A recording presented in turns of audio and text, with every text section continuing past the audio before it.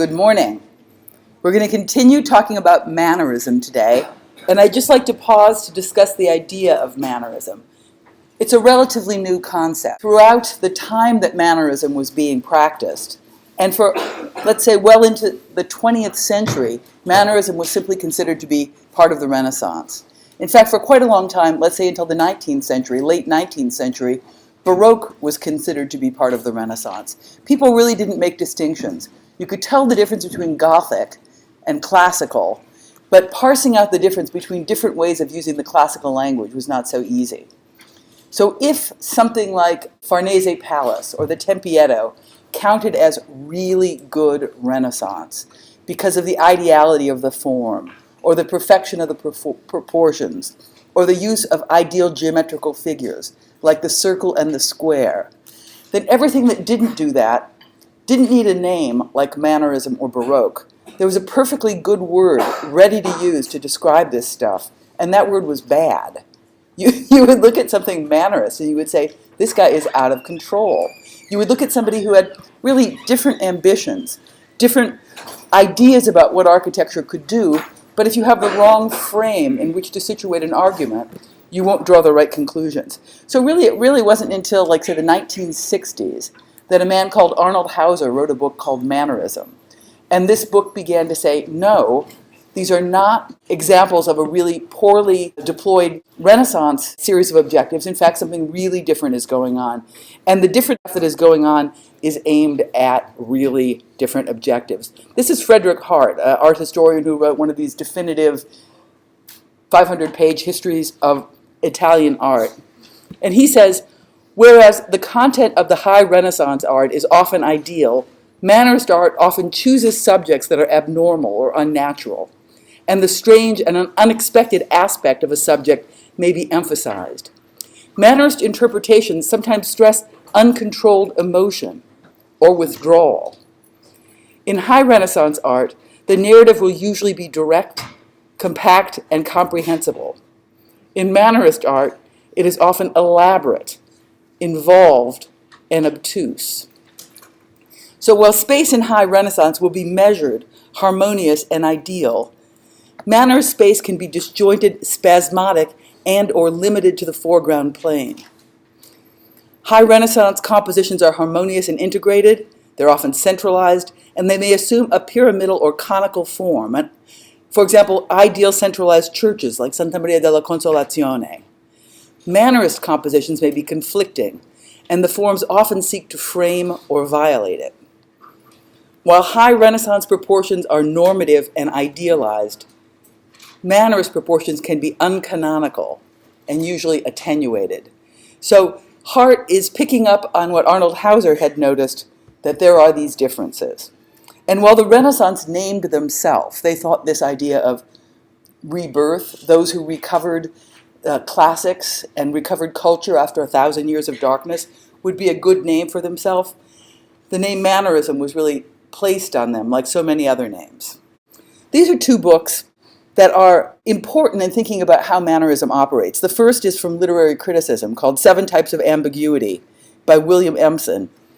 And the second you're probably familiar with. It's really an important 20th century book, Complexity and Contradiction by Robert Venturi.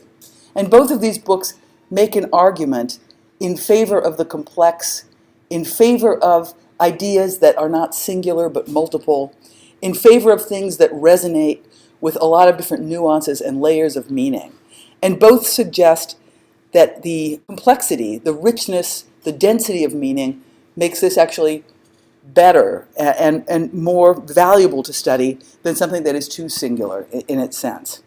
And here's Hauser's little book on Mannerism. Let's look at a couple of compositions to see how this notion about Mannerism plays out. On the left is Raphael, the Madonna of the Fish, because I just want you to notice that here's a fish. And you don't see that every day in an enthroned Madonna painting. It's the Madonna of the Fish. And of course, the fish is a symbol of Christ. So it's not just that this person thought that the Madonna would like to have a fish. But these are both basically the same theme. Here we have Parmigianino, Madonna of the long neck, and Raphael, Madonna of the Fish. And the Raphael composition is like other Raphael compositions that we've seen before, like the Madonna del Prato, or pretty much like any Renaissance composition we've seen before. That is to say, Raphael does this very nicely with this little perspectival stuff. There's a vanishing point that converges to a center line. Two-dimensionally, there is this beautiful triangle that organizes all the figures. Truly couldn't be more balanced. Truly couldn't be more perfect. There's even this kind of nice play of rich, saturated colors like red and blue. Then you look at the Parmigianino, and you think, well, that's a well-named picture, just as Madonna of the Fish is well-named because there's a fish in the picture. But here, Madonna of the Long Neck does not simply have a long neck. She also has a long baby. And she also has pointy feet. I mean, it's as though she had been stretched. It's as though all these figures have been attenuated, pulled, stretched, and not only stretched, but denied any space into which their actions can be situated. I mean, if Raphael is all about making this little proscenium that his Holy Family can be organized around, this Madonna and her child seem to be not even seated on the throne, but pulling forward, smashing against the picture plane. And Parmigianino does everything to exaggerate this. For example, look at the little baby down here, or look at this miniature person. What is the deal with that? We saw this in the Michelangelo Donitondo also, this radical juxtaposition in scales between people who are close to us and people who are far away. This incredibly deep space is being suggested, or there is a similar theme to the Donitondo, that this represents the new order and this represents the old order. And the transformation from the age of pagan antiquity to the age of Christianity is happening at such accelerated pace that little pagan guy gets left behind with his broken column that also could represent the overturning of the old order and the institution of a new order. The subject is the same. The handling of paint is the same. But the space is really different, and the idea about the figure is really different, and you might say the density of meaning is really different. In the Raphael, we have the big symbol of the fish going on. Way to go, Raphael. For the rest of it, it's pretty straightforward. It is pretty much all about the Holy Family. But in the Parmigianino, meaning upon meaning upon meaning have been compressed together, and it becomes an archaeological task to dig through the meanings to figure out what the painting is about. Here's another example, comparing Leonardo's Last Supper, which is fabulous, and a really good example of a high Renaissance sensibility. We looked at this before, and we saw how the painting divides in half along the heads of the people dining. We have the lower range of life on earth.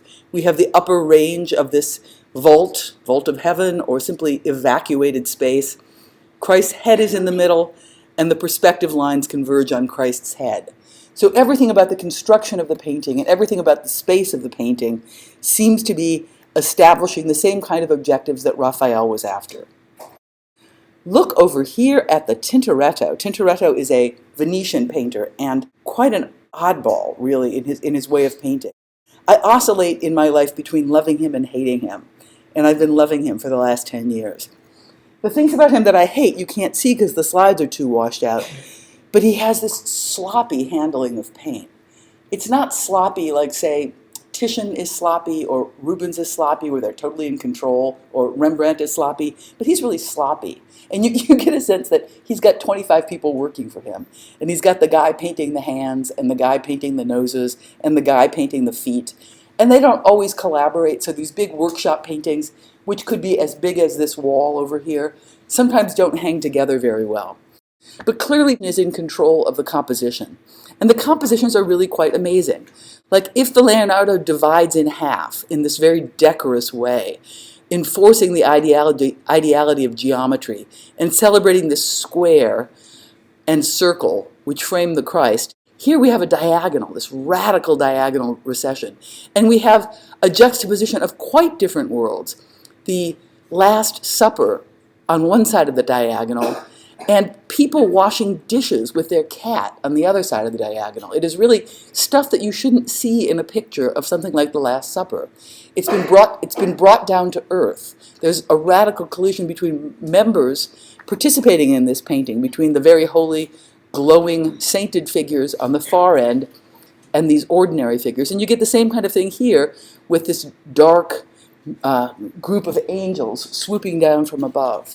They keep getting weirder. You could look at these Mannerist things forever, because everything that we've been appreciating and learning to love and learning to respect in the Renaissance paintings seems to be undermined, but undermined deliberately. It's clearly not that people like Bronzino here, or people like Tintoretto over there, were just not good enough to get the Renaissance space down. Clearly they didn't want to get the Renaissance space down. They were after other things. They were after other relationships.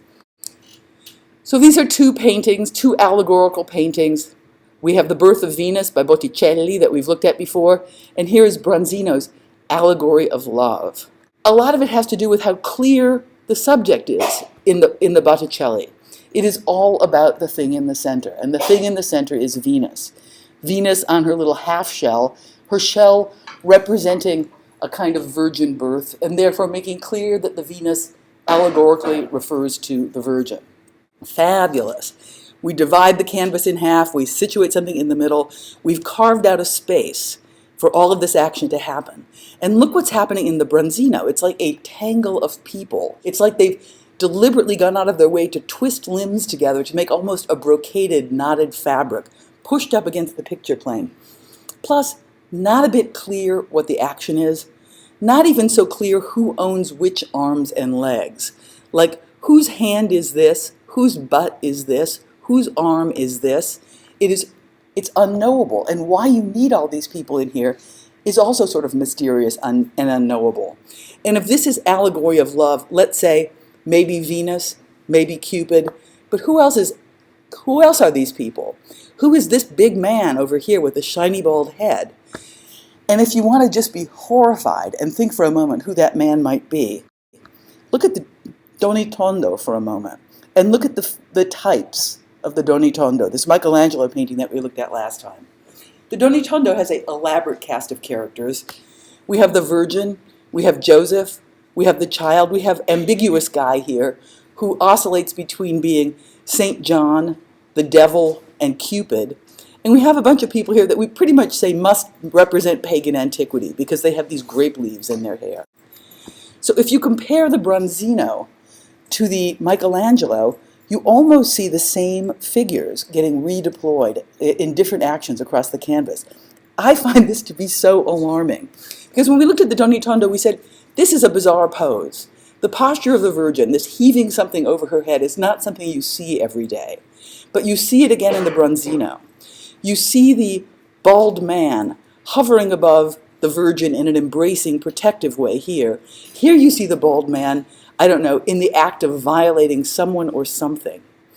And strangest of all is this reinterpretation, let's say, of what the little children do, where it's as though the baby crawls down from the arms and begins to molest the woman.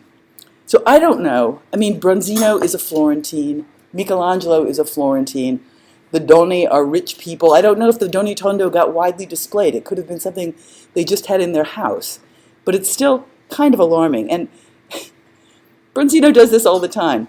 Here's another Bronzino where he's making a kind of a riff on his own painting, where he has this strange act of bosom love going on between butt boy, or else the other guy, and the woman. And here he simply recasts figures that child and other child become interested in each other's bosoms. What can I say? It's so odd. So that's Mannerism, that's Mannerist language, and it happens as strangely in architecture as it happens in painting. And a lot of it has to do with the fact that the iconological programs are getting more and more complex. And by iconological, I mean the set of symbols going into it.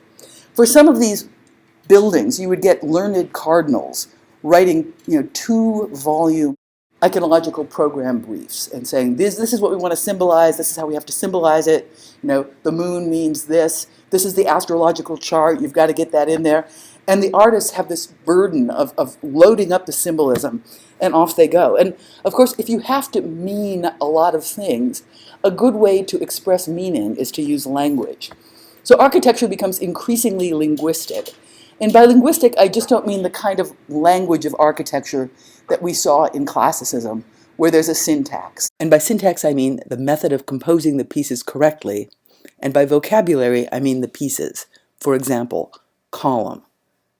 entablature, pediment, triglyph. These are all parts of a vocabulary that can be put together according to a grammar and a syntax to make a meaningful construction, like temple.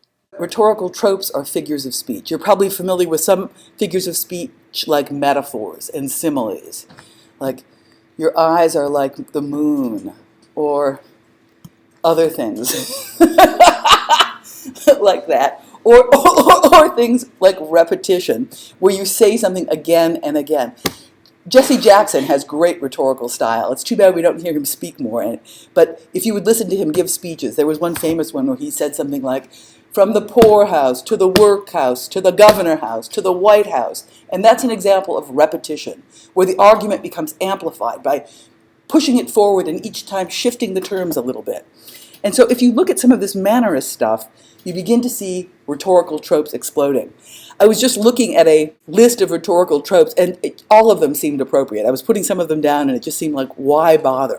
They all seem appropriate, because there is some tweaking of the language toward rhetorical exaggeration of meaning that happens again and again. And we already saw that going on in Michelangelo's Laurentian Library at San Lorenzo, where there was this juxtaposition between tall and long, or between incredibly crowded and incredibly evacuated.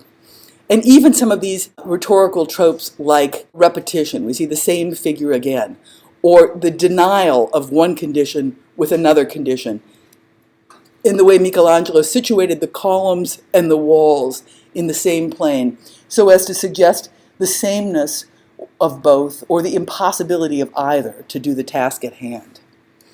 When Michelangelo does the Porta Pia in Rome, this is really quite late in Michelangelo's work, it's around 1560, in many ways his task is simple: build a gate to the fortified wall of Rome. And there are certainly precedents that abound for something like that. This is just one of the many arches in the Roman Forum, the Arch of Septimus Severus. So if Michelangelo weren't such a screwy guy, he might have done something like this. But of course Michelangelo wouldn't dream of doing something like that when he could do something like this. And what is something like this? This is a gate. This is not so different from the Arch of Septimus Severus, except that instead of being singular and unified and focused, it seems to be multiple and exaggerated. It seems to present itself not so much as a thing, but as a billboard or a sign of a thing. It's probably very effective, right? You're walking down the road. This is the eastern gate to Rome. You want to come into Rome, and from long away you see this because it's like a tower. It's so high up. But it's also making a gate and then making a gate again. It's this doubling. It's this repetition. It's the Jesse Jackson from the workhouse to the governor house to the White House going on here, as the same thing gets reiterated and reiterated and reiterated.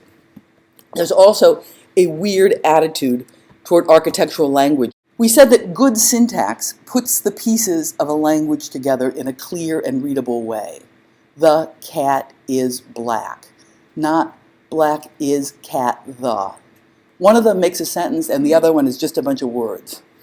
So if syntax in architecture would say pediment, entablature, columns all worked out that way, what is Michelangelo doing down here?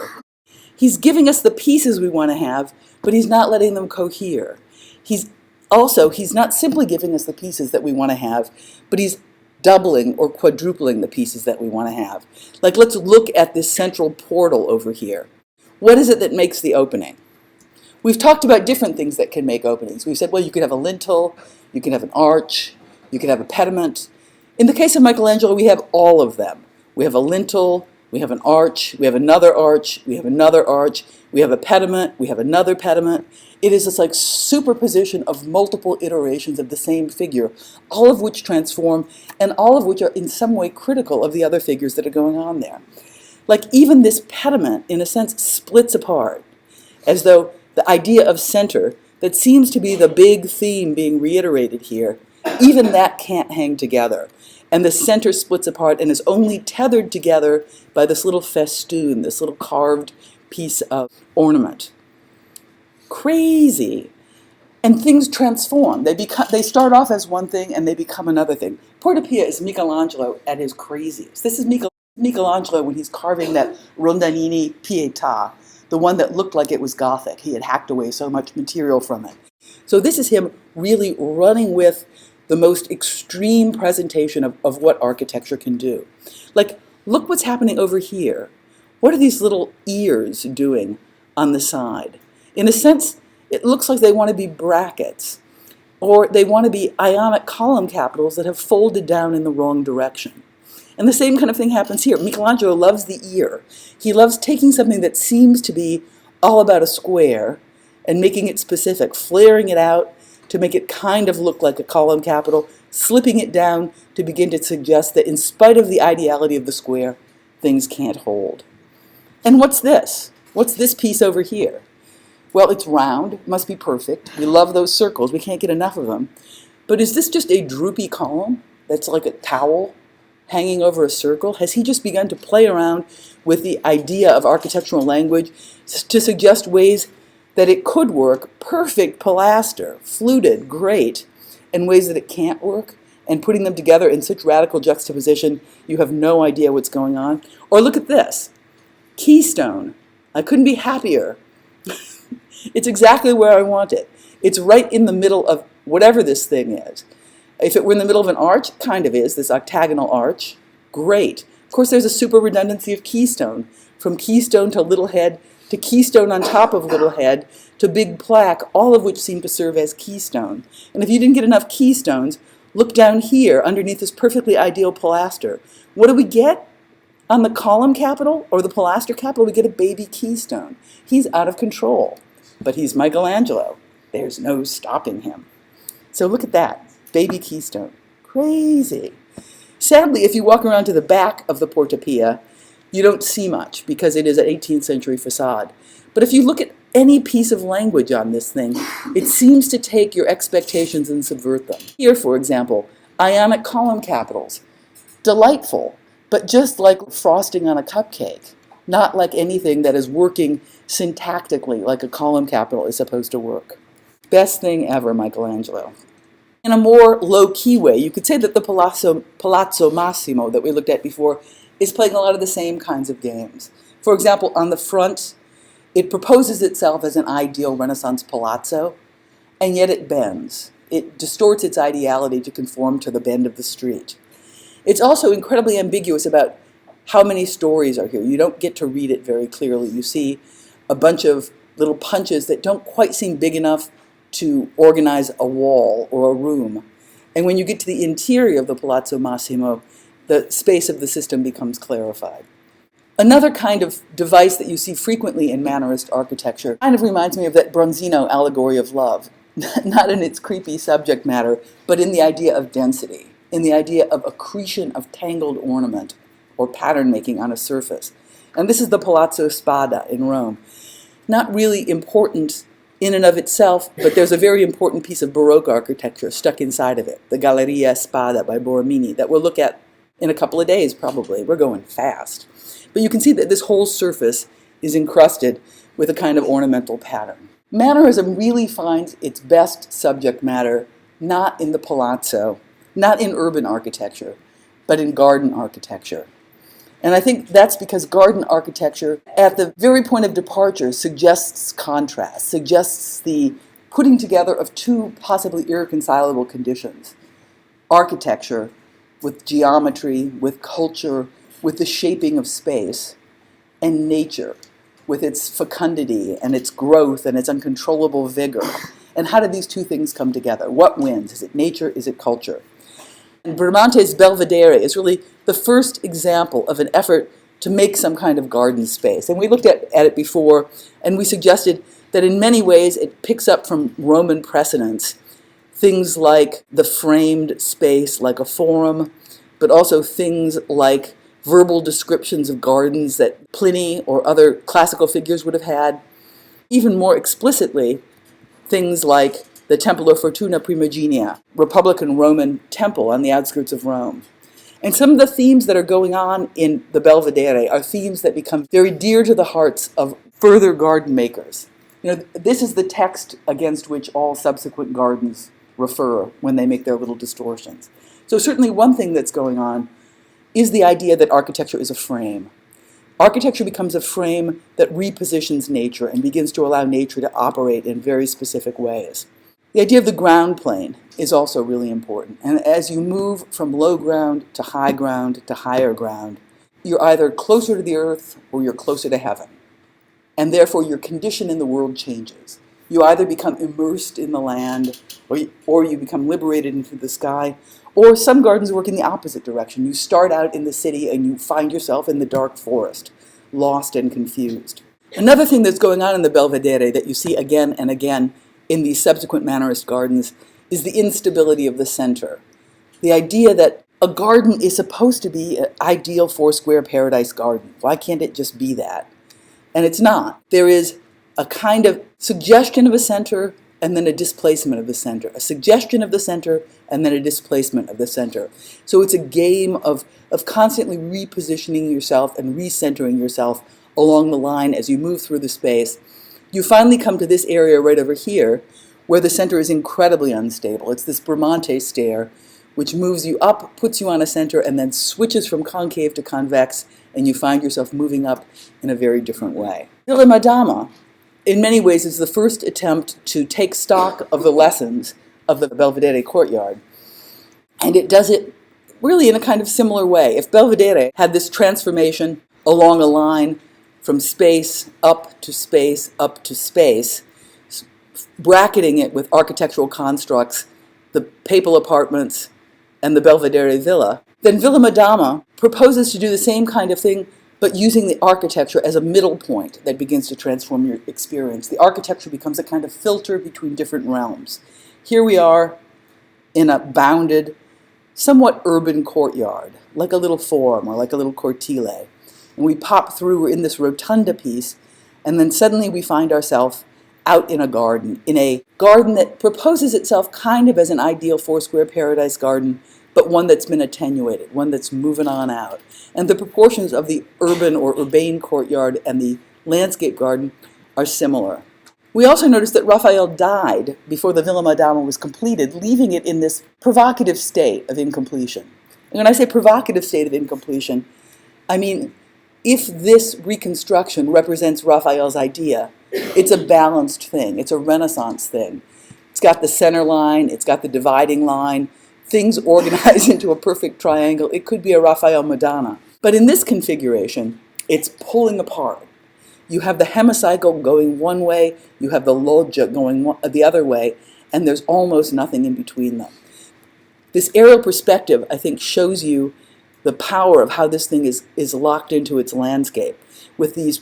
It's like a truck pull, I don't know, or what do we have? Tug of war, where the axis coming out of the hemicycle moves in one direction, the axis coming out of the garden moves in the other direction, and the building just tugs. So much so that the landscape fractures, and you get this big sectional change at the point where the villa engages this wall, moving you down, flattening the space in a fairly radical way. We also notice that Raphael is using this strange material in the Villa Madama, this pinkish tufa, to become explicit about the fact that this is a country house instead of an urban house. And you might say this is a little bit more linguistic than it needs to be also. He's assigning meaning to material. He's assigning meaning to rustication, but he's even assigning meaning to the kind of stone he's using. Painting the Vatican Stanze, the School of Athens, the Fire in the Borgo, the series of lunette paintings that Raphael managed, there was a whole workshop of people. Peruzzi was one of the people working on that. And also Giulio Romano was another painter who was good friends with Raphael and who was working on that too. When we spoke last time about the decorative program in the Villa Madama, we said that this patterned, we call it grotesque, meaning as if in a grotto, that little swirly pattern stuff that Raphael used in the loggia of the Villa Madama came from a Roman villa that he and Giulio Romano fell into when they were off walking around the Roman Forum and sketching. So they were good friends. But unfortunately, Giulio Romano had to leave Rome. And the reason Giulio Romano had to leave Rome is that it was the seat of the papacy, and Giulio Romano was a pornographer. You can find the book at the Fine Arts Library. They keep it behind the desk. And so the thing to do is to ask for a whole bunch of Renaissance books and to stick this one in there so they don't think you're just looking at the dirty pictures. If you want to write it down, it's called I Modi, I-M-O-D-I, and it's full of stuff like this. I go very quickly through Giulio Romano's pornography because he was thrown out of Rome for it. So he went north. He went up to the town of Mantua, where there was a bachelor duke, Mr. Gonzaga. And Mr. Gonzaga said, yeah, you can come here. This would be fine. Welcome to my court. This is a painting of Giulio Romano by the great Venetian painter Titian, who was also his friend. And it seems like in the north, pornography was fine. This is a famous painting by Titian called Venus of Urbino. This was done for the court of Urbino. It's a beautiful painting. Art historians love it. You look at this thing and you say, this really exemplifies the Renaissance nude, this kind of reclining nude. But this is what Mark Twain thought when he wrote Tramp Abroad. And this is a great book. If you ever want to travel in Europe, you should just bring your little Tramp Abroad with you, because Mark Twain is funny. And he says, you enter the Uffizi and proceed to that most visited little gallery that exists in the world, the Tribune. And there, against the wall, without obstructing wrap or leaf, you may look your fill upon the foulest, the vilest, the obscenest picture the world possesses, Titian's Venus. It isn't that she's naked and stretched out on a bed. Oh, no. It is the attitude of one of her arms and hand. If I ventured to describe that attitude, there would be a fine howl. But there the Venus lies out for anybody to gloat over that wants to.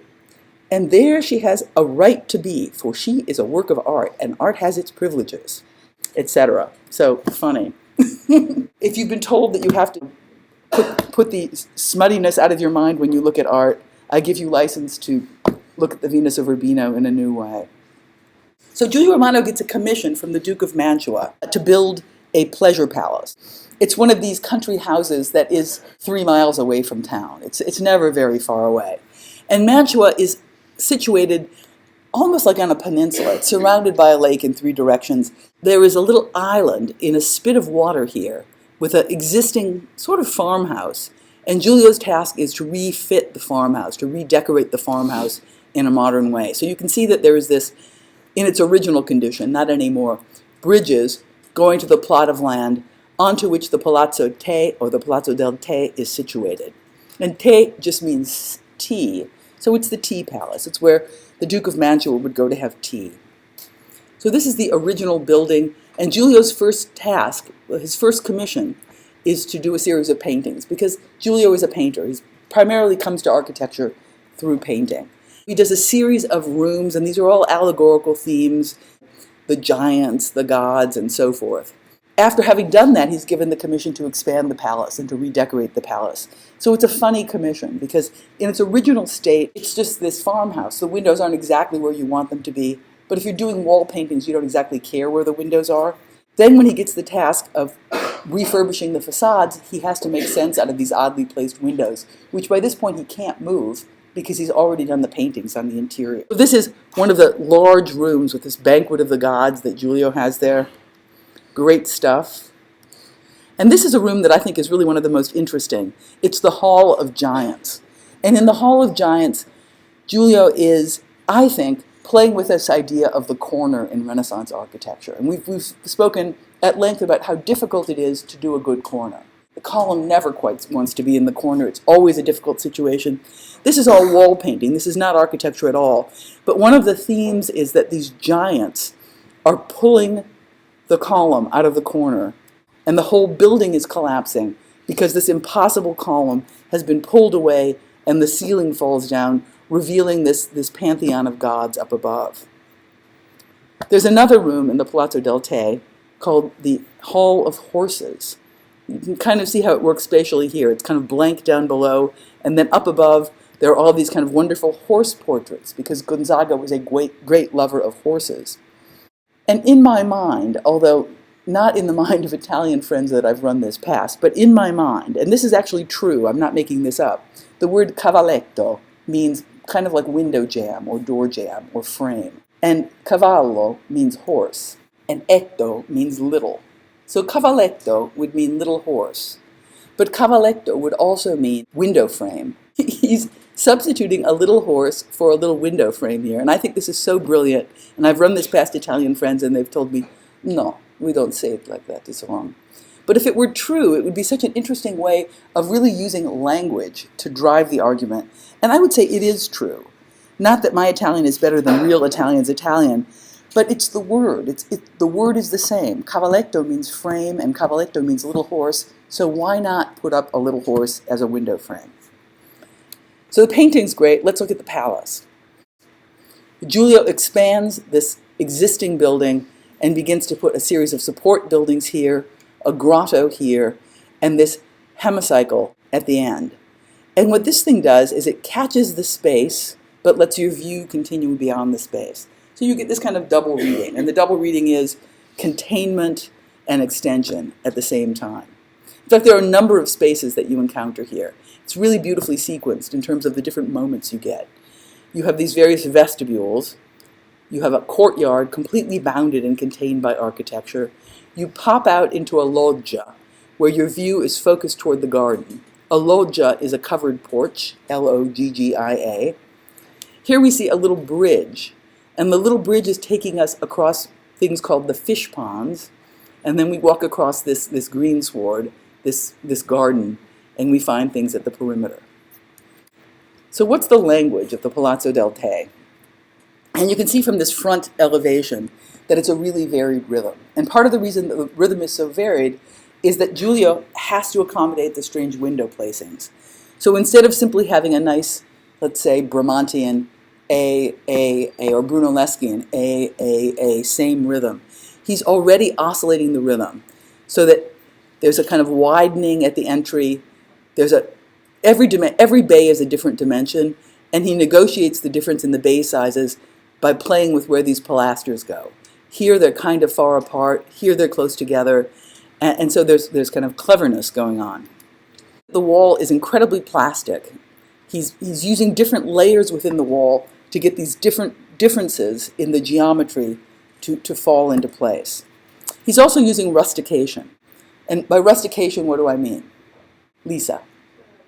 Right, exactly, the roughening of the materials, the deliberate use of rough stone to show us difference between these different layers. You can know that this layer is different from this layer because the level of rustication is quite different. In the Michelozzo Palazzo Medici in Florence, we saw rustication being used. This layer is one thing, this layer is one thing, this layer is one thing in a horizontal sense. Here it's a vertical sense, a kind of archaeological sense. You peel away one layer, you find another layer. You pop through the vestibule and you see your view lined up. You get this skewer, this visual skewer through all the spaces, right like this. And the vestibule itself is a kind of strange thing. It's a heavily rusticated vestibule, and the columns in the vestibule look like they're made out of Tootsie Rolls. They're really, really rough, and they're really kind of spongy. That is to say, they don't simply have endosis, but they get really skinny at the top and skinny at the bottom, so they bulge out in a strange way, as though they're some kind of primitive thing. Walk through, what do you see? Well, now things are looking pretty nice. This is the courtyard that you're in, this little courtyard over here.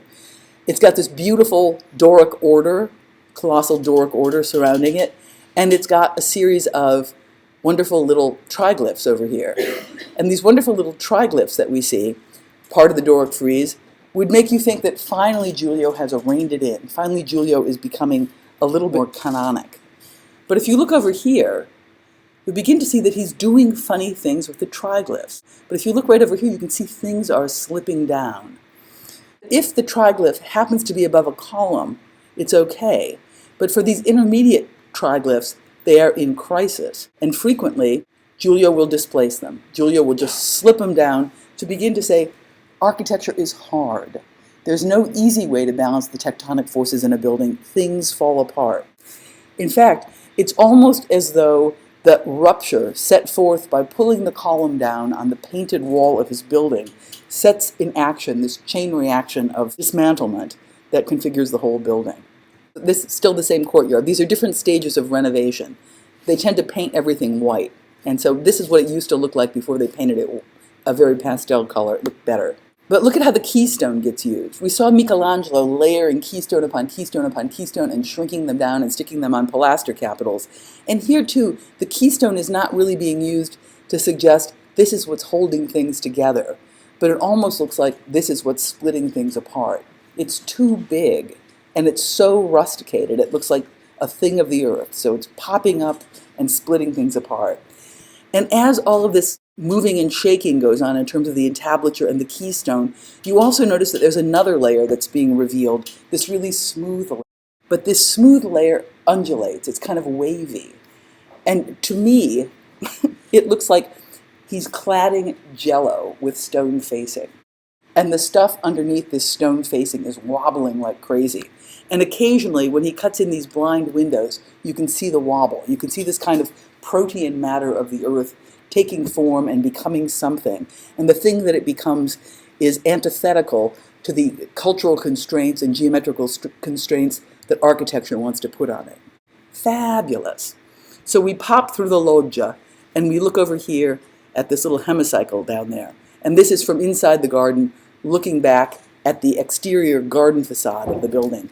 And that, too, is pretty odd. And you look at this thing, and you see how it transforms before your very eyes between something that is essentially a columnar structure to something that is essentially a wall structure, constantly doubling or switching from pier to column or inserting blind window into pier so that local symmetries obtain at every moment. But in terms of the whole thing, it's really unstable. And in fact, he uses the reflecting pond. We saw in the plan the bridge that goes across the reflecting pond to do a couple of things. In one sense, it's a kind of recreation of the journey across the bridge to get to the island that Palazzo del Te is situated on. And on another level, it creates a stability and it creates a symmetry across the horizontal axis. In the real world, symmetry and balance are denied to you, but in reflection, in the virtual world, you can have that kind of stability. Clever. Let's look at another great Mannerist garden, and this is the Villa Lante by Vignola. And Vignola is an interesting guy because he wrote a treatise on architecture which is really dry, really canonic, really formulaic. These are the orders as put forward by Vignola. Oh, hate them. And the reason I hate them is that there's none of this madcap stuff that we saw Giulio going on with. And by madcap stuff, I mean, playing with rustication on a column or playing with the proportions of the column to emphasize the meaning. Instead, they're just, there they are. And it's funny that this guy, Mr. Vignola, was able to write this treatise because his architecture is inspired. And it's inspired because of its engagement with the land and its ability to read nature as a force against which architecture is always measuring itself. Here we have the Villa Giulia. The Villa Giulia is situated to the north of Rome. This is the Via Flaminia, one of the big old Roman roads. Here's the Tiber River, and here's the Villa Giulia. So this would have been considered a country house, even though it is, in fact, a 3-minute bus ride from the center of Rome right now. But it's not completely a country house. It's maybe, let's say, straddling the line between country and city. And so how does the architect make that manifest? And if you look at this thing, you can see that, well, this seems to be about an architectural edge. And as we move in this direction, there seems to be a dissolving of the architectural edge. So maybe here, too, architecture becomes a filter between two different conditions. The architectural edge, the arrival, and the dismantling of the architectural edge. Here's a section. And the section, I think, is pretty interesting because it shows you that Vignola is not simply performing this operation of dissolving the coherence of a palace in plan, but he's also doing it in section. That as you move out, this center gets established through carving down. So many of the same games that we saw at the Belvedere. The idea of ground plane being activated to create different spaces within the scheme, but also to tweak the meaning of the spaces of the scheme. Architecture as frame. You look at this thing, it's got this big old frame around it. You might even say this operation that Vignola is doing seems like he's unplugging the villa, that you would kind of imagine that this piece, which is over here, this sunken grotto, could slide in and complete the villa, but instead it's been pulled apart. It's almost as though he's looking at the incomplete state of something like the Villa Madama by Raphael, this hemicycle locked onto a loggia, and appreciating the tensions that are there and finding a way to actually make that the theme of his architecture. and not just this residual condition left over by accident. Here's what it looks like. So it really seems kind of like a decorous palazzo, right? Oh, we have a very nice center. It's very symmetrical. Let's go in. And just where you expect to find a courtyard, you find this evacuation of courtyard. And the wall that you would expect to bound the space has been pulled out. There are a series of thresholds that you cross as you move through the Villa Giulia, and each one reveals a different condition to you. You also get this variation on a theme as you move through the space. We get this kind of tripartite organization of arch with little arches on the front facade, almost like a triumphal arch. And if we look at the facade of the hemicycle, you get something that also kind of looks like a triumphal arch. And this triumphal arch motif repeats itself in varied forms as we move along the line. Here's what we see on the inside of the hemicycle. It is elaborately painted to look like you're inside some kind of trellis, some kind of garden, that the garden has invaded the architecture. We're moving on down the line. We're seeing the condition of the triumphal arch become increasingly dematerialized as we approach it. From the palazzo side, let's say from the building side, you see something like this, which is essentially a wall that's been perforated, and as you move farther in, you see something that's simply a columnar triumphal arch.